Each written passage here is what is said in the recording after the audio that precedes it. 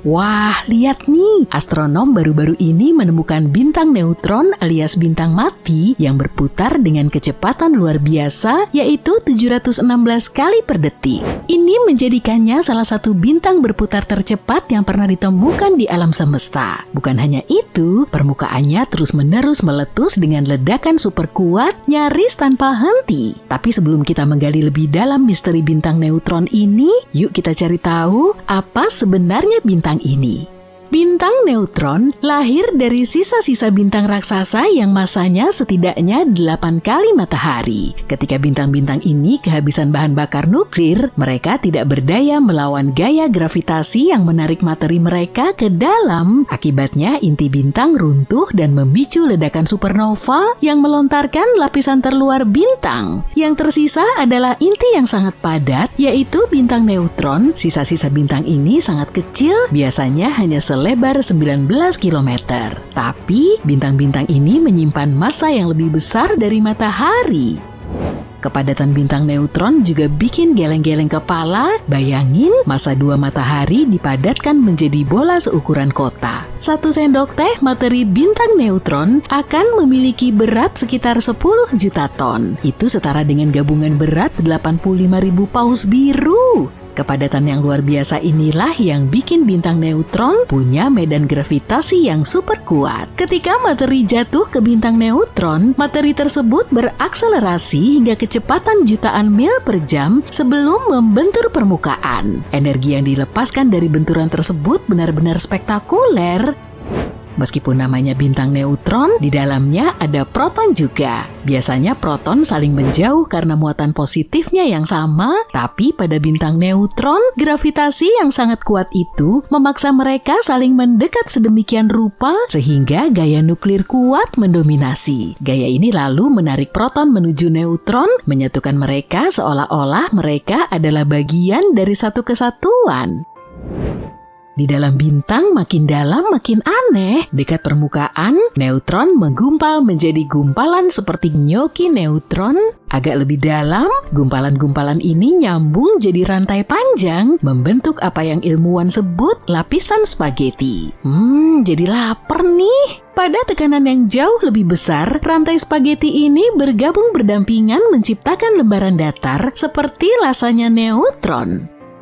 Terus masuk lebih dalam lagi, dan lasanya akhirnya terurai menjadi massa yang seragam. Tapi strukturnya tetap nggak mulus nih. Ada celah, rongga berbentuk tabung panjang yang mirip banget pasta penny.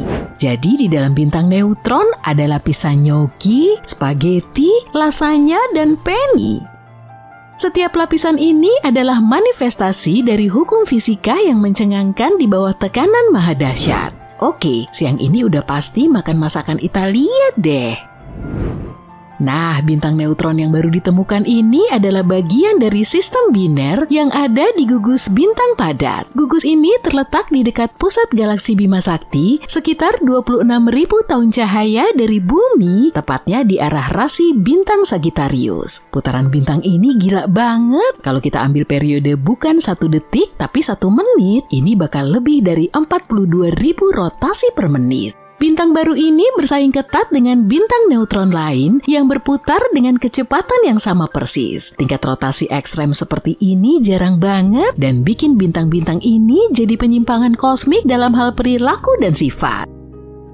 Bentar, kita wajib menyebutkan pasangan biner bintang neutron ini, yaitu Katai Putih, sisa bintang yang ukurannya mirip matahari. Katai Putih ini juga cepat mengorbit bintang neutron hanya dalam waktu 11 menit. Artinya pasangan ini adalah sistem biner dengan periode orbit terpendek yang pernah tercatat. Bayangkan, bintang melesat mengelilingi pasangannya lebih cepat dari waktu untuk membuat secangkir kopi. Iya, kecepatan kayak gitu yang sedang kita bahas. Orbit yang sangat rapat dan cepat ini menunjukkan betapa kuatnya gaya gravitasi di dalam sistem ini.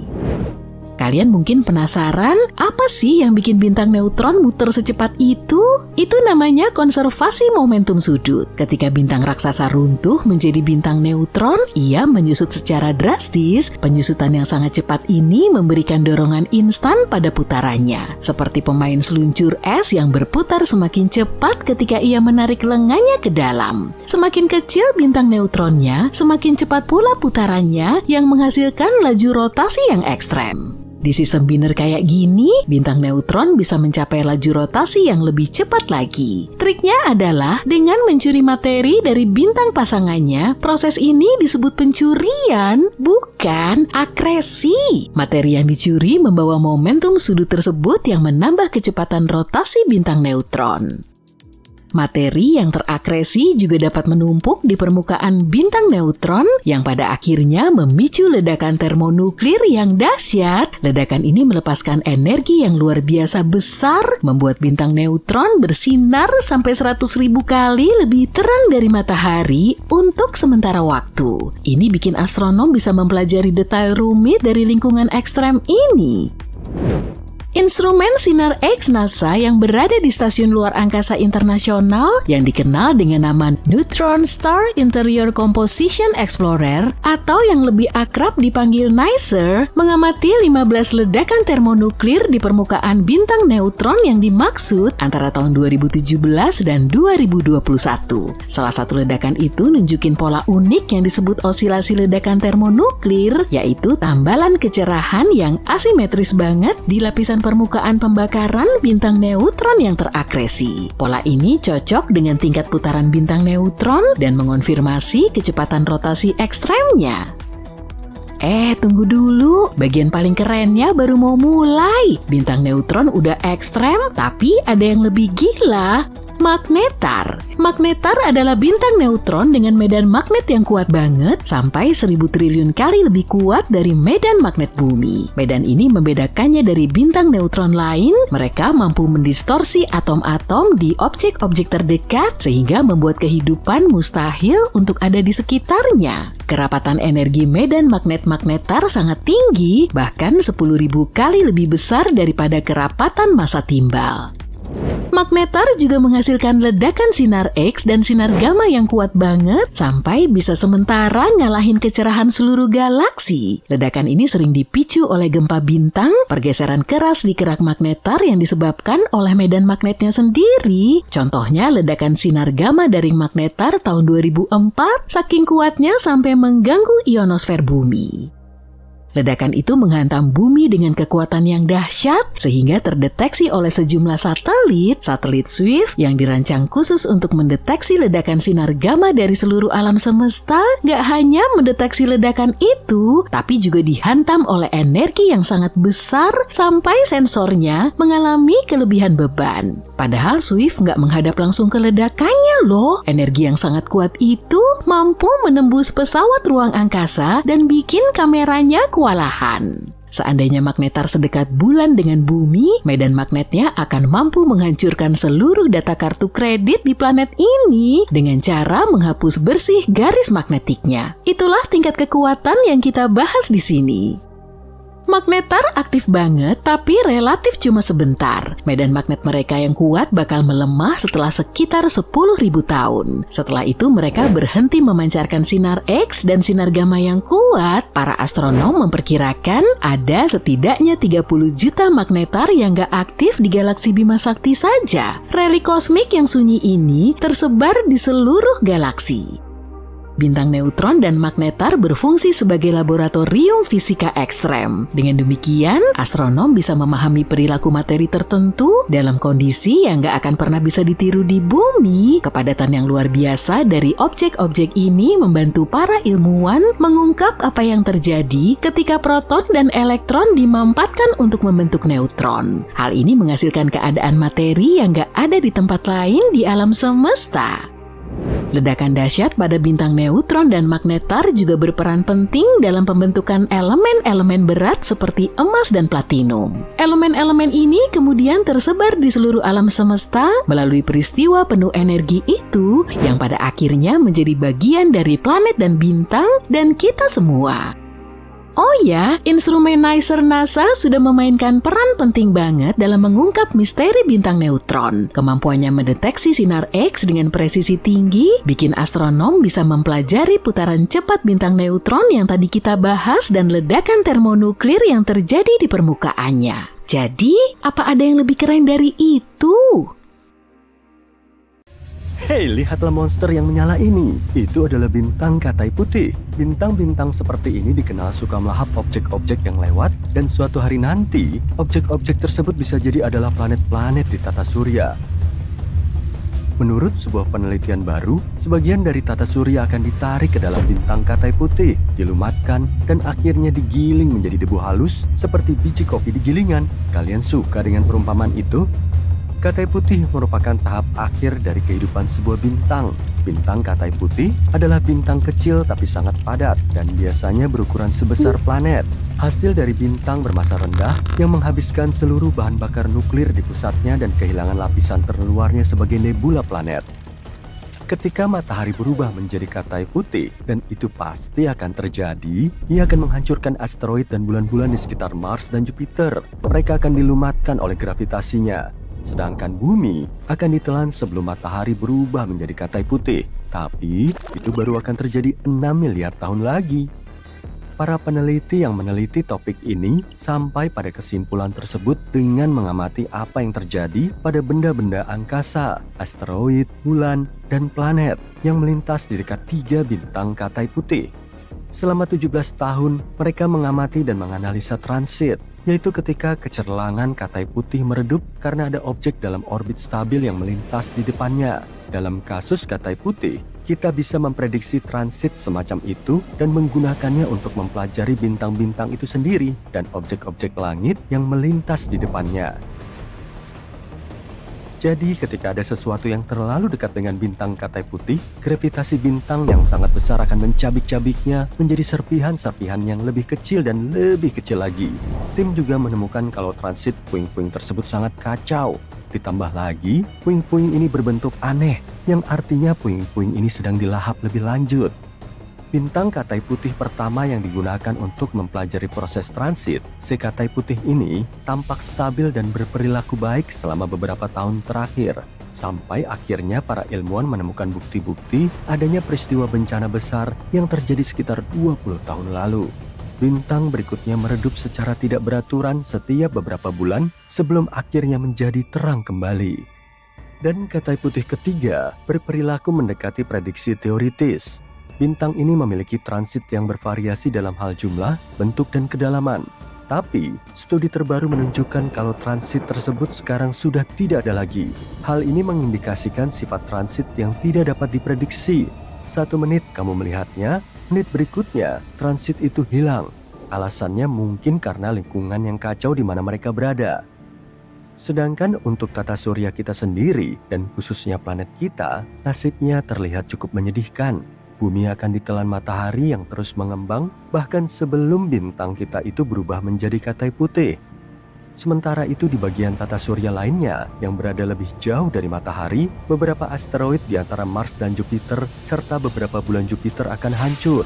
Asteroid tersebut kemungkinan besar akan terlontar dan melintas terlalu dekat dengan Katai Putih. Di saat yang sama, para astronom tidak yakin 100% apa yang akan terjadi pada tata surya. Jadi kita harus menunggu dan melihat saja selama 6 miliar tahun. Berbicara tentang Katai Putih, para ilmuwan baru-baru ini menemukan Katai Putih yang memiliki bekas luka logam aneh di permukaannya. Bekas luka ini mungkin terbentuk setelah bintang tersebut mencabik-cabik dan memakan planet kecil yang mengorbitnya. Bintang Katai Putih yang memiliki jejak logam di atmosfernya bukanlah hal yang langka. Jejak-jejak ini ditinggalkan oleh planet-planet yang jatuh ke dalam bintang yang dipengaruhi oleh gravitasinya. Para ahli sudah lama menduga kalau logam-logam tersebut seharusnya tersebar merata di seluruh permukaan Katai Putih yang tercemar. Tapi sebuah penelitian baru menemukan Katai Putih dengan logam yang aneh dan terkonsentrasi. Bintang ini dipantau selama 2 bulan dengan bantuan Very Large Telescope di Chili. para peneliti menemukan sebuah patch buram dari logam. Logam tersebut berada di salah satu kutub magnetik bintang dan menghalangi sebagian cahaya bintang ketika bintang berotasi. Dari posisi tersebut, para astronom menyimpulkan kalau materi tersebut kemungkinan besar disalurkan ke dalam bintang oleh medan magnetnya yang sangat kuat. Proses ini mirip dengan proses yang menyebabkan terjadinya aurora di bumi, di mana partikel bermuatan mengikuti medan magnet ke permukaan. Planet yang dihancurkan katai putih ini kemungkinan besar berukuran sangat kecil, kira-kira sama besar dengan asteroid Vesta di tata surya, yaitu hanya berdiameter 525 km. Puing-puingnya kini tampak jelas di permukaan bintang induknya. Hal ini memudahkan para peneliti untuk meneliti kondisi geokimia planet tersebut sebelum dilahap. Penelitian semacam ini bisa jadi salah satu cara terbaik untuk mengamati planet-planet kecil di luar tata surya. Meskipun planet semacam itu sudah menemui ajalnya, mungkin masih banyak lagi bintang yang terluka seperti bintang yang satu ini. Bintang yang dimaksud itu adalah yang pertama, tapi mungkin bukan yang terakhir. Yang lebih baik lagi, para astronom telah menemukan dua bintang katai putih yang tampaknya memiliki bekas luka yang sama. Dengan melakukan pengamatan berulang-ulang pada bintang-bintang semacam itu, kita bisa menggali lebih banyak lagi rahasia dan melakukan lebih banyak penemuan. Katai putih aneh lainnya yang ditemukan belum lama ini tampaknya berhenti mendingin akibat pembentukan kristal internal. Penemuan ini menantang teori-teori penuaan bintang yang sudah ada dan juga mempertanyakan metode estimasi usia bintang. Tapi para ilmuwan mungkin sudah mengerti kenapa hal itu bisa terjadi. Bintang katai putih diyakini sebagai bintang mati. Bintang-bintang ini terus mengalami pendinginan seiring waktu, dan biasanya proses ini tidak bisa dibalik atau dihentikan. Tapi pada tahun 2019, satelit Gaia milik Badan Antariksa Eropa menemukan sejumlah bintang katai putih yang sudah berhenti mendingin selama lebih dari 8 miliar tahun. Ini bisa berarti kalau sebagian bintang katai putih bisa menghasilkan banyak energi ekstra yang bertentangan dengan teori klasik bintang mati. Awalnya, para astronom tidak tahu bagaimana hal itu bisa terjadi. Pada akhirnya, lebih dari 97% bintang di galaksi Bima Sakti berubah menjadi katai putih. Para astronom sudah lama menduga kalau bintang-bintang seperti itu sudah berada di akhir hidupnya. Setelah kehabisan sumber energi nuklir, bintang-bintang tersebut berhenti memproduksi panas dan mendingin. Akhirnya, plasma padat di bagian dalamnya membeku menjadi solid dan bintang pun memadat dari dalam keluar. Keseluruhan proses ini bisa memakan waktu miliaran tahun. Namun penelitian baru mengklaim bahwa pada beberapa katai putih, plasma padat ini tidak membeku begitu saja. Sebaliknya, kristal-kristal padat yang terbentuk saat membeku menjadi lebih tidak padat daripada cairan dan mulai melayang ke atas. Kristal-kristal itu menggeser cairan yang lebih berat ke bawah. Pergerakan materi yang lebih berat ke arah pusat katai putih melepaskan energi gravitasi. Energi ini cukup untuk mengganggu proses pendinginan bintang dan menghentikannya selama miliaran tahun. Penjelasan ini sebenarnya cocok dengan semua sifat populasi katai putih yang tidak biasa. Tapi ini adalah pertama kalinya mekanisme transportasi seperti itu terlihat di bintang jenis apapun. Dan ini merupakan fenomena astrofisika yang sangat menarik. Tapi kenapa mekanisme ini bisa terjadi di beberapa bintang tapi tidak di bintang lainnya? Kemungkinan besar hal itu tergantung pada komposisi bintang. Sebagian bintang katai putih terbentuk dari penggabungan dua bintang yang berbeda. Ketika kedua bintang itu bertabrakan dan membentuk katai putih, komposisi bintang akan berubah dan memungkinkan terbentuknya kristal-kristal yang melayang-layang. Penemuan ini mungkin saja berarti para astronom harus mengkaji ulang cara-cara yang selama ini digunakan untuk menentukan usia bintang. Saat ini, katai putih sering digunakan sebagai indikator usia bintang. Semakin dingin sebuah katai putih, semakin tua usianya.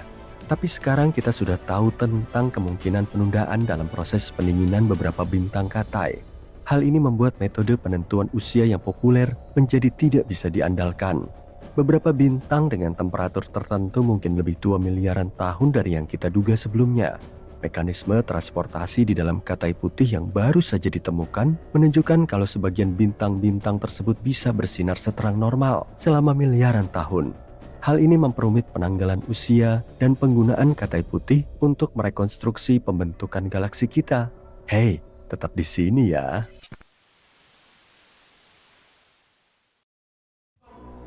Menemukan bintang utara itu cukup mudah pada malam yang cerah. Satu-satunya hal yang perlu kamu lakukan adalah menemukan biduk besar. 2 bintang di ujung ciduk biduk besar ini menunjuk ke arah bintang utara. Lihat kan? Bintang di ujung gagang biduk kecil atau ekor beruang kecil. Bintang ini berada di rasi bintang Ursa Minor di sana itu. Orang-orang telah mengamati bintang utara selama berabad-abad. Bintang terang ini juga dikenal sebagai Polaris. Bintang ini terletak hampir tepat di atas kutub utara planet kita yang membuatnya menjadi tengara yang bagus untuk pelancong yang tidak memiliki kompas atau GPS pada ponsel cerdas mereka. Ia juga merupakan sirkuit terdekat bumi, yakni bintang yang berdetak secara teratur dalam hal kecerlangan dan diameter. Polaris juga merupakan bagian dari sistem bintang ganda yang terdiri dari 2 bintang. Ia memiliki saudara yang lebih redup. Ia dikenal sebagai Polaris B. Kalian bisa melihatnya mengitari bintang utara dari bumi. Tapi semakin banyak astronom mengamati Polaris, semakin sedikit yang mereka pahami. Masalahnya, tidak ada yang bisa memastikan seberapa besar atau jauhnya bintang itu.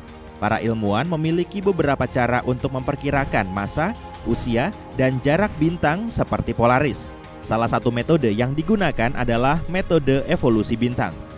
Setelah mempelajari kecerlangan, warna, dan laju denyut sebuah bintang, para ahli menggunakan data ini untuk mengetahui seberapa terang atau besar bintang tersebut, serta pada tahap kehidupan apa bintang tersebut. Setelah semua rincian ini jelas, tidak sulit untuk mengetahui seberapa jauh jarak sebuah bintang. Ini adalah matematika sederhana setelah kalian mengetahui luminositas sebuah bintang dalam kehidupan nyata dan seberapa redup bintang tersebut dari planet kita. Model seperti ini sangat tepat untuk bintang-bintang seperti Polaris, karena laju denyutnya secara langsung berhubungan dengan kecerahannya. Hal ini memudahkan kita untuk mengetahui jarak ke bintang-bintang tersebut. Para astronom sangat mempercayai metode ini, sehingga Cepheid menjadi alat yang penting untuk mengukur jarak di seluruh alam semesta. Pada saat yang sama, ada cara lain untuk mempelajari bintang utara, dan mereka tidak setuju dengan model evolusi bintang. Polaris adalah apa yang disebut biner astrometrik. Artinya, kalian bisa melihat pasangannya mengitari bintang yang lebih besar, seolah-olah ada lingkaran yang ditarik di sekeliling bintang yang lebih besar. Untuk menyelesaikan 1 kali orbit, bintang yang lebih kecil membutuhkan waktu 26 tahun. Meskipun para astronom belum melakukan pengamatan detail terhadap rangkaian lengkap Polaris B, mereka telah melihat cukup banyak hal untuk mengetahui seperti apa orbitnya. Dengan menggunakan informasi ini, kita bisa menerapkan hukum gravitasi Newton untuk menghitung massa kedua bintang. Dikombinasikan dengan pengukuran baru teleskop Hubble, perhitungan ini menghasilkan angka yang sangat tepat. Massa Polaris seharusnya sekitar 3,45 massa matahari. Tapi, angka itu jauh lebih kecil daripada massa yang diperoleh dari model evolusi bintang. Model-model tersebut menunjukkan nilai hampir 7 kali massa matahari. Tapi, ada alasan lain kenapa sistem bintang ini aneh. Setelah menghitung usia bintang-bintang, para peneliti menyimpulkan kalau Polaris B jauh lebih tua daripada saudaranya yang lebih besar. Tapi, hal ini sangat tidak biasa untuk sebuah sistem bintang ganda. Biasanya, kedua bintang memiliki usia yang sama. Salah satu penjelasannya adalah setidaknya ada salah satu pengukuran yang salah. Bagaimanapun juga, Polaris adalah bintang yang sulit untuk dipelajari. Karena posisinya di atas kutub utara planet kita, bintang ini berada di luar medan pandang sebagian besar teleskop. Teleskop-teleskop yang memiliki peralatan yang dibutuhkan untuk mengukur sifat-sifat bintang secara tepat biasanya digunakan untuk mempelajari bintang-bintang yang lebih jauh dan lebih redup. Polaris terlalu terang untuk instrumen-instrumen semacam itu. Polaris membutakan instrumen-instrumen tersebut. Ada teori yang mengatakan kalau bintang utama di sistem Polaris dulunya adalah 2 bintang, tapi keduanya bertabrakan beberapa juta tahun lalu. Tabrakan bintang ganda seperti itu bisa meremajakan bintang dengan menarik materi tambahan yang membuat bintang-bintang itu tampak seperti bintang-bintang yang baru saja melewati air mancur awet muda. Hal ini juga bisa menjelaskan keanehan lain, karena bintang-bintang yang terbentuk dari tabrakan bintang ganda tidak sesuai dengan model evolusi bintang. Sayangnya, sejauh ini belum ada satupun teori yang bisa dikonfirmasi. Bintang utara sebenarnya penting, Bumi berputar tanpa henti, yang menyebabkan matahari terbit dan terbenam dan bintang-bintang bergerak melintasi langit. Planet kita juga miring, itulah sebabnya kita memiliki musim. Jika kita menarik garis melalui sumbu bumi berputar dan memperpanjangnya lebih dari 300 tahun cahaya melewati kutub utara, di ujung garis imajiner tersebut akan ada bintang utara. Bintang ini tetap berada di titik yang sama di langit setiap saat dan selalu menunjukkan arah ke utara. Hal ini sangat penting untuk navigasi. Orang-orang sangat mengandalkannya pada masa sebelum adanya GPS. Jika kamu berdiri di Khatulistiwa, Polaris akan berada tepat di cakrawala.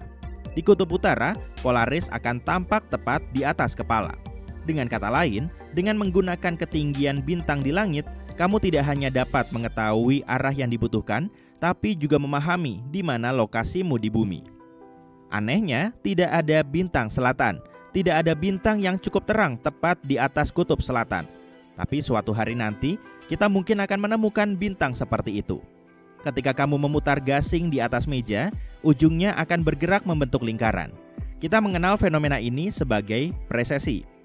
Bumi juga berperilaku sama, dan kutub utara dan kutub selatan tidak selalu mengarah ke titik yang sama di langit. Dalam 26.000 tahun ke depan, bisa jadi bintang utara akan berubah dari Polaris ke beberapa bintang lain dan kembali lagi. Suatu hari nanti, gelar bintang utara akan jatuh ke tangan Vega.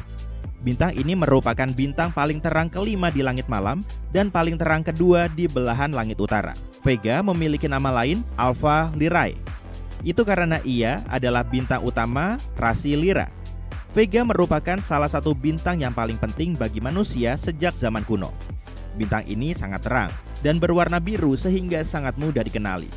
Vega adalah bintang utara beberapa ribu tahun yang lalu, dan ia akan kembali menjadi bintang utara dalam waktu 12.000 tahun lagi. Bintang ini terletak 25 tahun cahaya dari bumi. Usianya hanya 450 juta tahun, jauh lebih muda daripada tata surya yang berusia 4,6 miliar tahun.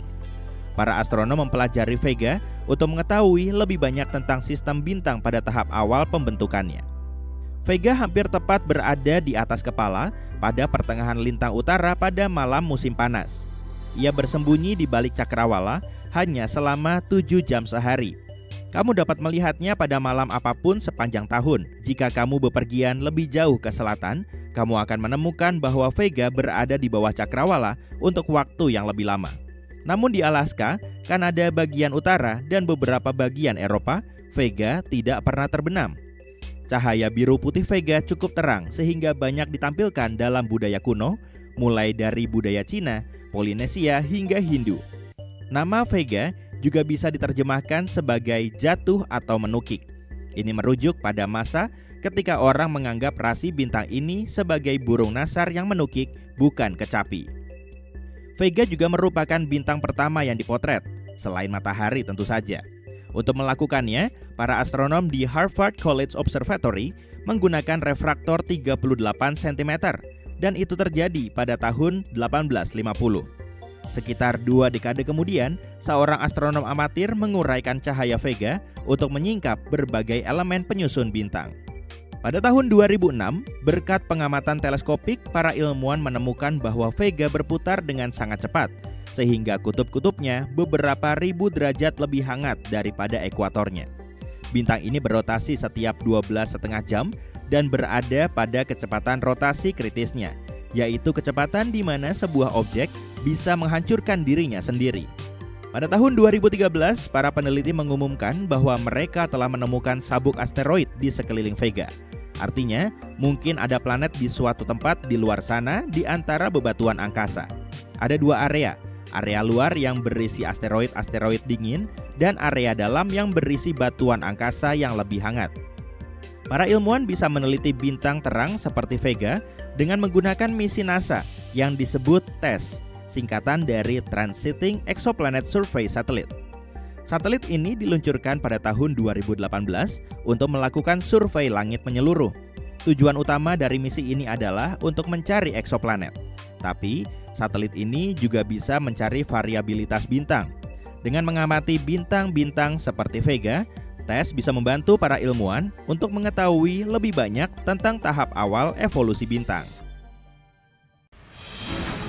Kebanyakan titik-titik gemerlap di langit malam tampak tak terjangkau, tapi ada bintang yang begitu besar dan dekat sampai-sampai kita bisa melihatnya dengan mata telanjang, Betelgeuse. Untuk menemukannya, lihat saja 3 titik besar pertama di Sabuk Orion. Bintang kemerahan di kirinya itu Betelgeuse. Dia salah satu bintang paling terang yang bisa kita lihat dari bumi. Jaraknya cuma 640 tahun cahaya. Dulu Betelgeuse itu bintang tipe O yang berwarna biru putih, salah satu tipe bintang terpanas yang ada. Panasnya mencapai sekitar 50.000 derajat Celcius, tapi itu dulu banget. Sekarang Betelgeuse sudah menjadi bintang tua dan suhunya mendingin menjadi 3.204 derajat Celcius saja. Bintang biru putih sangat besar dan cahayanya terang luar biasa karena bahan bakar hidrogennya melimpah. Tapi ada harga yang harus dibayar untuk kemegahan ini. Bahan bakarnya habis dengan sangat cepat. Semakin tua, bintang-bintang itu berubah menjadi raksasa merah. Inilah yang terjadi pada Betelgeuse. Bintang ini membakar habis hidrogennya dan mulai membakar helium. Hal ini menyebabkan lapisan luarnya mengembang seperti balon, mengubahnya menjadi bintang super raksasa merah dan menjadikannya salah satu bintang terbesar. Sekarang diameternya sudah lebih dari 1,13 miliar kilometer. Ukurannya 1000 kali lebih besar dari matahari. Jika Betelgeuse menggantikan matahari kita, ia akan menelan Merkurius, Venus, Bumi, Mars, bahkan Jupiter. Dan atmosfernya hampir mencapai Saturnus. Tapi ada yang aneh nih, Betelgeuse berputar jauh lebih cepat dari yang seharusnya untuk bintang sebesar itu. Bintang-bintang besar seperti Betelgeuse biasanya berotasi pelan, tapi tiba-tiba dia berputar dengan kecepatan sekitar 5 km per detik. Berkat teleskop radio yang canggih, permukaan oranye merah Betelgeuse bisa dilihat dengan detail. Dari situlah kita mengetahui kecerahannya seringkali berubah-ubah. Kadang Betelgeuse bersinar sangat terang dan kemudian redup banget. Hal ini terjadi setiap 400 hari sekali. Dan baru-baru ini, sebuah teleskop bernama AMA yang terdiri dari banyak antena yang bekerja sebagai satu instrumen menunjukkan kalau permukaan Betelgeuse tampak bergerak tidak merata. Seolah-olah satu sisi mendekati kita, sementara sisi lainnya menjauh. Tapi semua itu mungkin hanya tipuan cahaya. Betelgeuse nggak semulus matahari. Malah permukaannya sangat nggak rata tuh, seperti kuali yang mendidih. Permukaannya bergejolak dan bergolak dengan sangat dahsyat. Bayangin gumpalan gas panas raksasa yang meletus dari intinya, mencapai permukaan, dan kemudian lenyap kembali ke dalam. Gelembung-gelembung ini bukan cuma lebih besar daripada matahari, tapi juga seluruh orbit bumi mengelilingi matahari.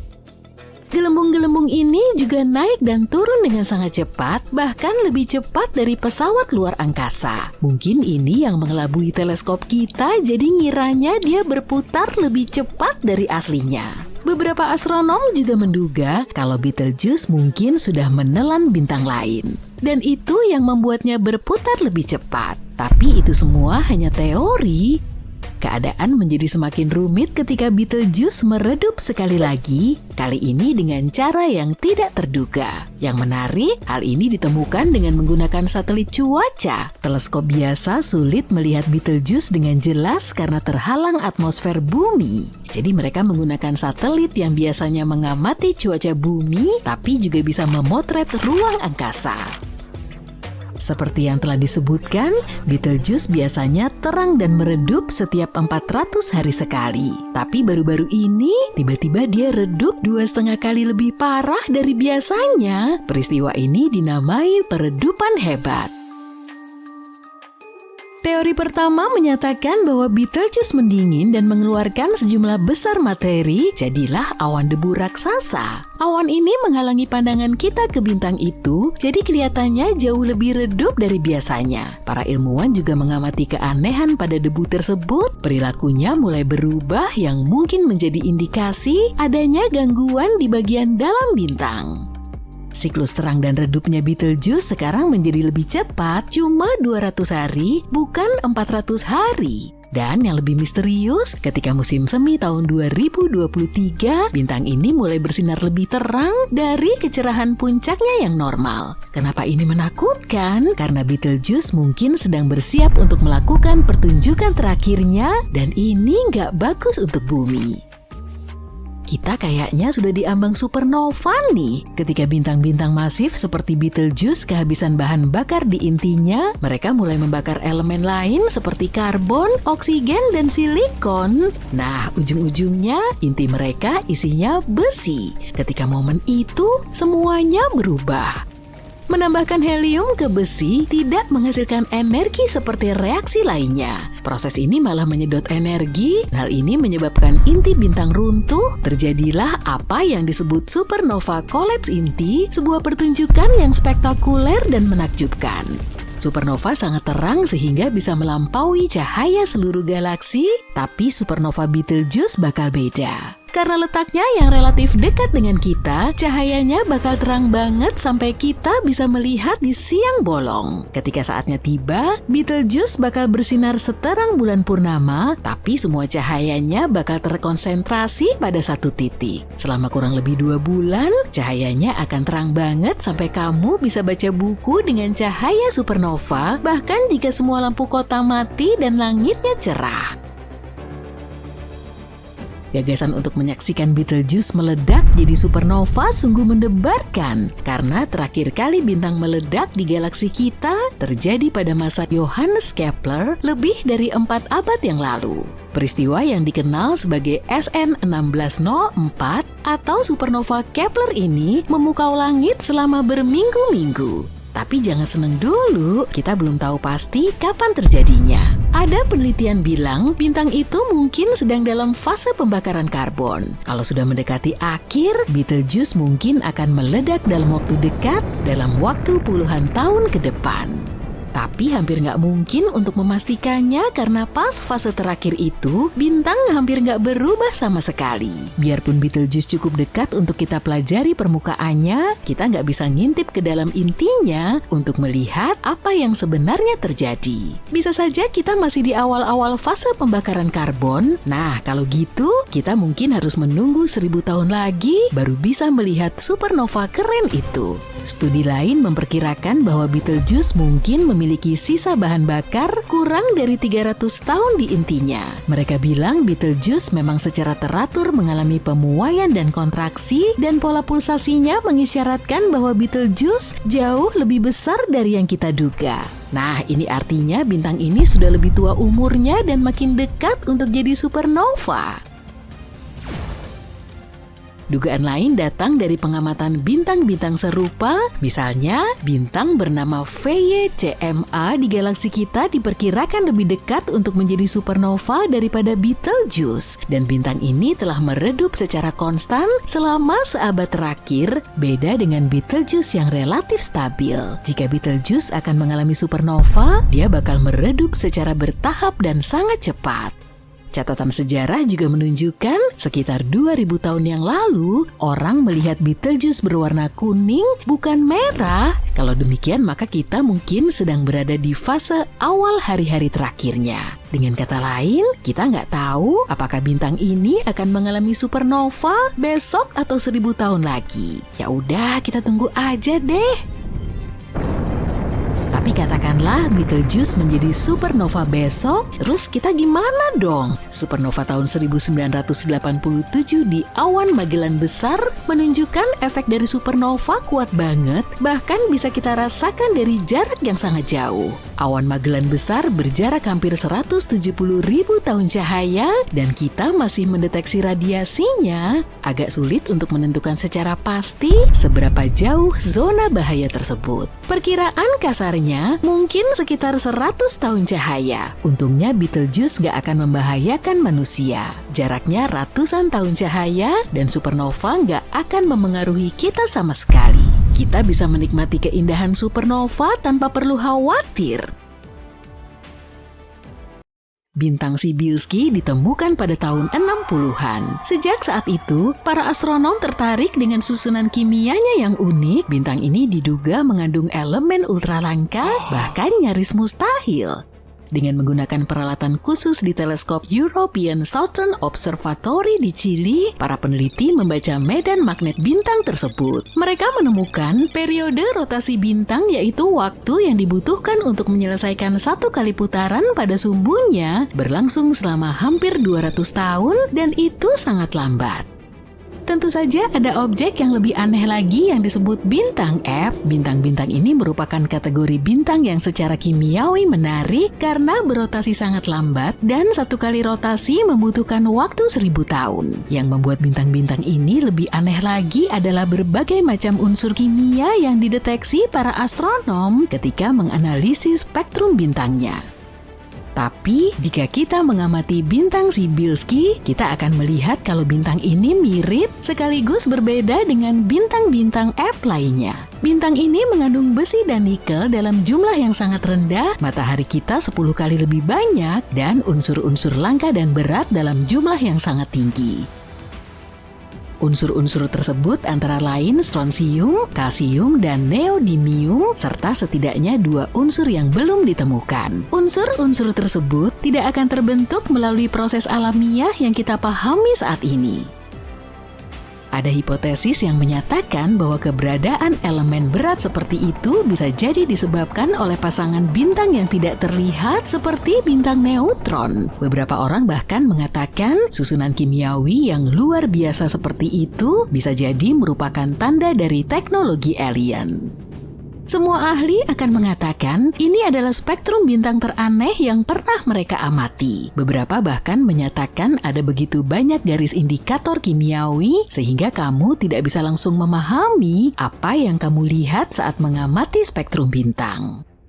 Bintang Cybulski juga mengandung unsur radioaktif tingkat tinggi yang membutuhkan waktu beberapa ribu tahun untuk meluruh. Disinilah letak misteri lainnya, mereka seharusnya sudah lama menghilang dari bintang. Bagaimanapun juga, bintang ini sudah berusia hampir 1,5 miliar tahun, para ilmuwan belum berhasil menemukan alasan keberadaan elemen-elemen ini. Mungkin ini merupakan kombinasi dari sifat-sifat langka sang bintang. Bintang ini berputar sangat lambat, panas, dan memiliki medan magnet yang kuat. Hal ini bisa menarik atom-atom yang biasanya bercampur di dalam bintang ke permukaan.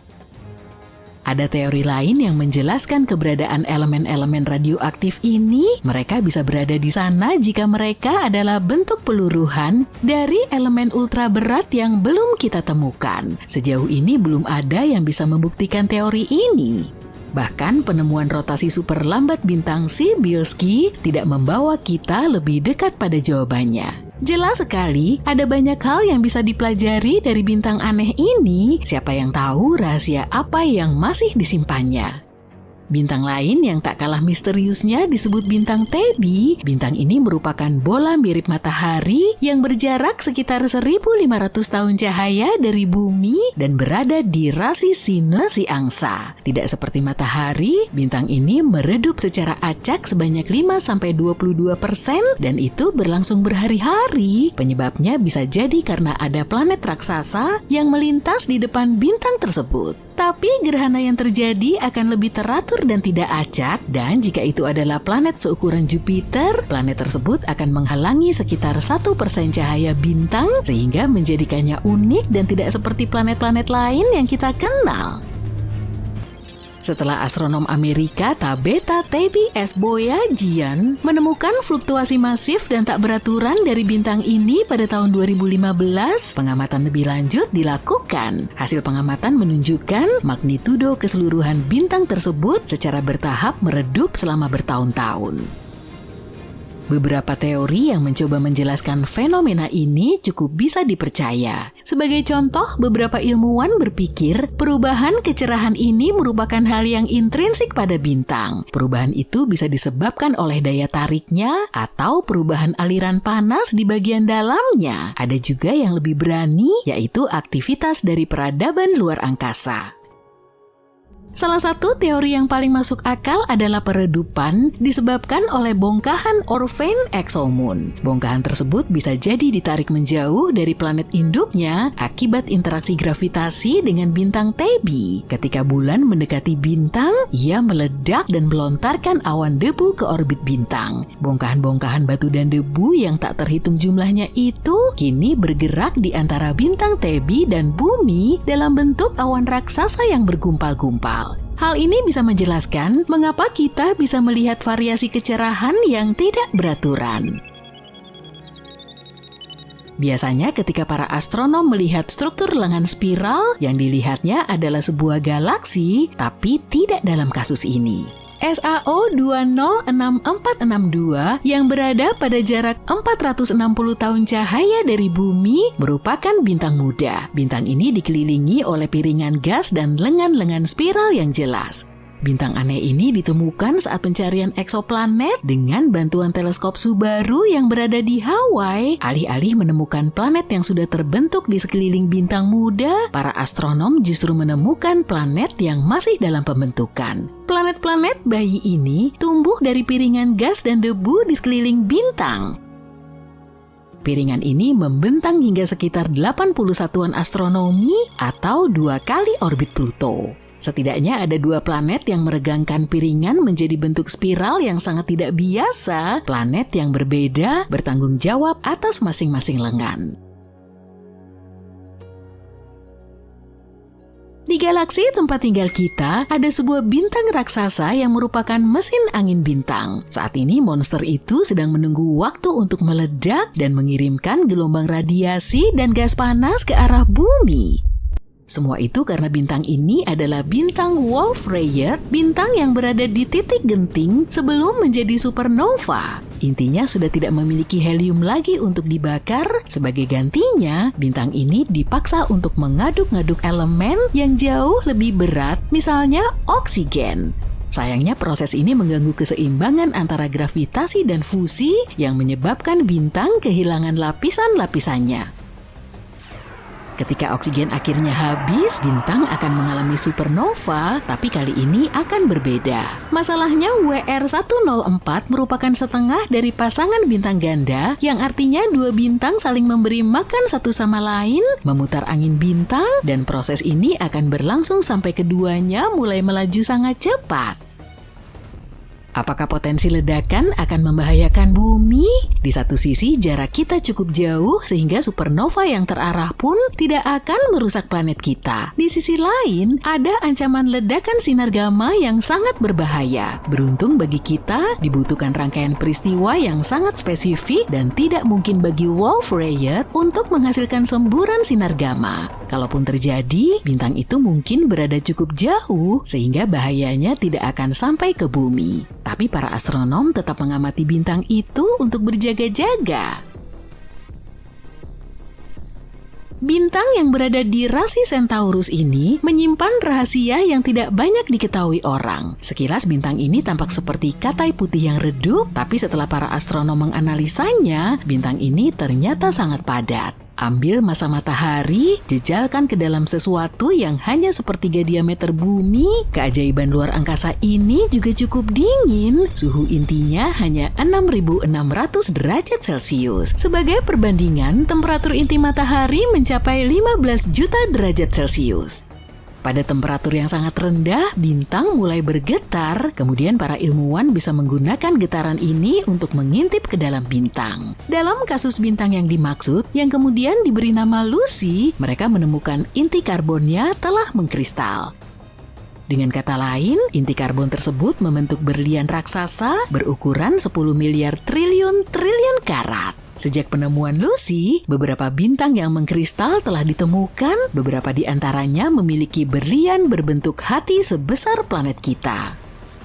Bintang aneh terakhir untuk hari ini bernama Vega. Bintang ini sedang terjepit. Pinggang bintang yang menggembung disebabkan oleh laju rotasi yang sangat tinggi. Vega berotasi setiap 12,5 jam sekali. Rotasi ini mendorong materi di sekeliling ekuatornya ke arah luar. Hal ini juga menyebabkan fenomena yang dikenal sebagai penggelapan gravitasi ketika materi bintang yang berada lebih jauh dari pusat bintang mengalami penurunan gravitasi yang membuatnya menjadi lebih dingin dan lebih gelap. Jadi ketika Vega menghadap ke arah kutub bumi, bintang ini tampak bulat sempurna, tapi lingkaran gelap di sekeliling bagian tengahnya merupakan tanda yang menandakan bentuk Vega yang lonjong. Hei, bisa minta tolong nggak? Coba bayangin saat pertama kali kamu pergi berkemah. Mungkin kamu pergi bersama orang tuamu, mungkin juga saat karya wisata bersama teman-teman sekolahmu. Apapun itu, cobalah untuk membayangkan atau mengingat bagaimana rasanya saat hari hampir berakhir. Matahari sudah terbenam, tapi masih ada cahaya di luar.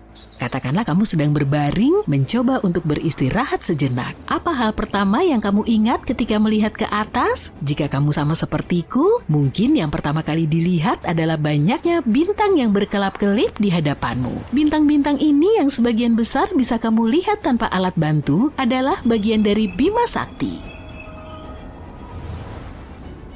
Percaya atau tidak, galaksi kita yang menakjubkan ini usianya hampir sama tuanya dengan alam semesta itu sendiri. Selain usia, galaksi ini juga merupakan tempat yang menyenangkan. Bima Sakti bagaikan tempat pembibitan kosmik, tempat bintang-bintang baru dilahirkan. Dan aku kasih tahu ya, galaksi ini adalah rumah bagi beberapa tempat yang paling menarik. Setidaknya dari apa yang bisa kita lihat dalam foto. Ambil contoh Gunung Mistik, sebuah area di Nebula Carina. Di sini segala sesuatunya selalu memercik dan penuh energi. Hal ini disebabkan oleh kolom gas yang bertabrakan dan menciptakan semburan yang saling berlawanan yang terlempar seperti pemain akrobat di sirkus. Ini seperti gerakan khas bintang yang sedang dilahirkan loh. Dan kalau kamu perhatikan foto yang mengagumkan ini, kamu akan melihat elemen-elemennya menampilkan pertunjukan yang penuh warna. Biru melambangkan oksigen, hijau untuk hidrogen dan nitrogen, dan merah untuk belerang yang mendesis. Siap untuk perhentian berikutnya dalam perjalanan kita melintasi Bima Sakti? Lihatlah awan debu dan gas antar bintang yang sangat besar dan meliuk-liuk di tengah-tengah M16 ini, yang juga dikenal sebagai nebula elang. Di sana ada pilar-pilar penciptaan yang sangat keren, yang tampak seperti tiang-tiang menjulang tinggi, tempat bintang-bintang baru bersembunyi dan bersantai. Aku tahu ini bukan pertama kalinya teleskop Hubble memotret pemandangan hebat seperti ini, tapi percaya deh, ini adalah foto yang paling detail dan menakjubkan. Pilar-pilar itu dihujani sinar ultraviolet yang sangat panas dari sekelompok bintang muda yang menggantung di luar bingkai. Bintang-bintang superstar ini sebenarnya menyebabkan menara debu dan gas perlahan-lahan terkikis oleh angin kencang.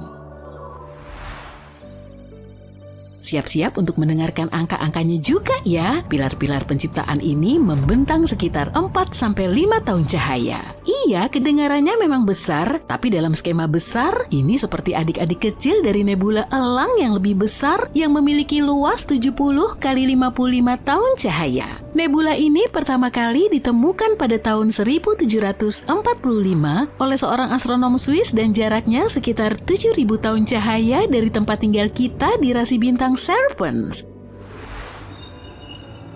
Uniknya, meskipun terdengar produktif, aktivitas pembentukan bintang di Bima Sakti cukup langka jika dibandingkan dengan galaksi-galaksi lain. Para astronom menyadari bahwa laju kelahiran bintang-bintang justru menurun dan mereka ingin sekali mengetahui penyebabnya. Tapi sebelum kita menyelami fenomena aneh ini, yuk kita lihat bagaimana bintang-bintang terbentuk.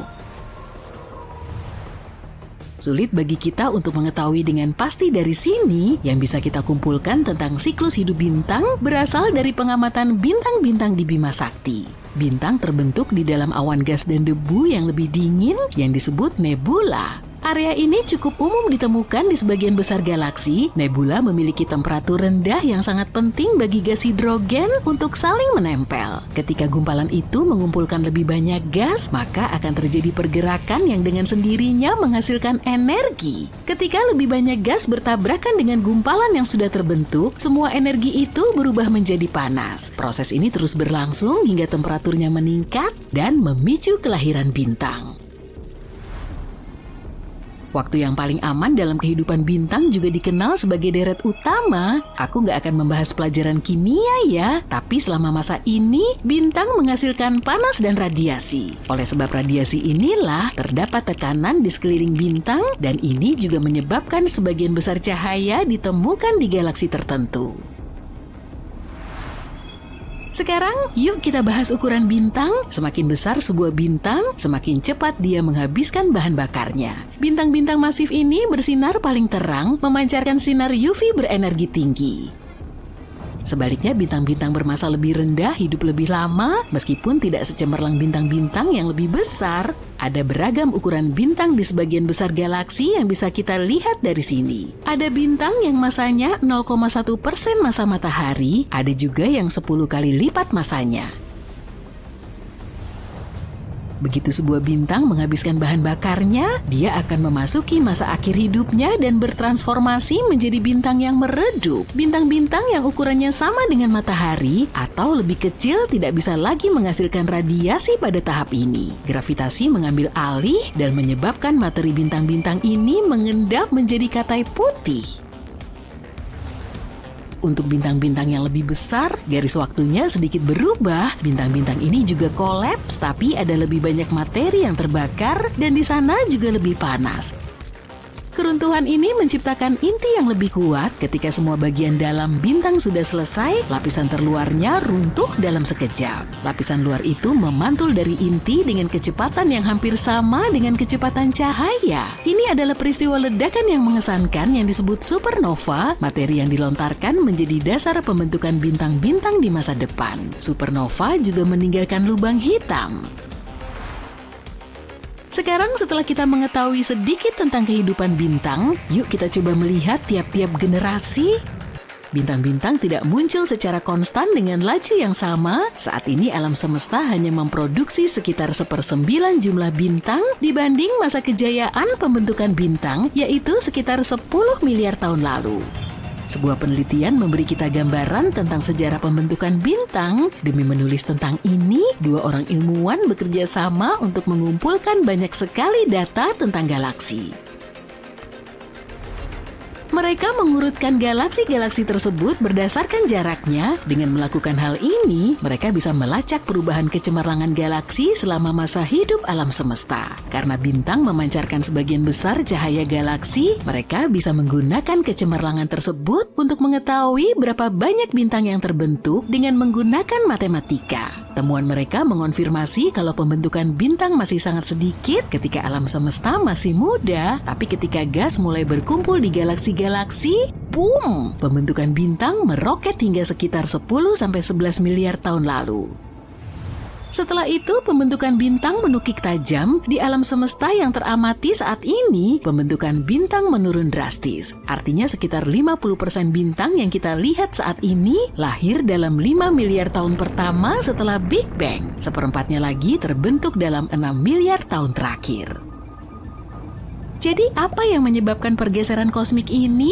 Menurut para ilmuwan, penyebabnya adalah gas dingin yang dibutuhkan bintang saat dilahirkan. Ketika galaksi terbentuk, gas terkonsentrasi di dalam sehingga terjadi pembentukan bintang yang luar biasa. Tapi gas akan habis dengan cepat saat bintang-bintang tertidur. Ketika muncul, supernova melontarkan gas yang sangat dibutuhkan untuk pembentukan bintang di masa depan. Belum lagi, supernova juga mengubah kimiawi gas tersebut.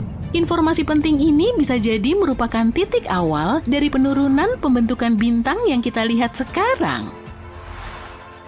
Para ilmuwan masih belum yakin kenapa gas ini menjadi tidak berguna. Galaksi-galaksi juga sangat kompleks, ada berbagai macam kekuatan yang terlibat dalam menjaga keseimbangannya. Misalnya ketika supernova meledak, gelombang kejutnya kadang-kadang bisa menyebabkan turbulensi serta penggumpalan gas, sehingga hal ini memicu kelahiran bintang-bintang baru. Tapi jika supernova itu terlalu liar, dia bisa melontarkan gas yang sama keluar galaksi. Dengan tidak adanya gas yang tersisa di area tersebut, kecil kemungkinan bintang baru bisa terbentuk.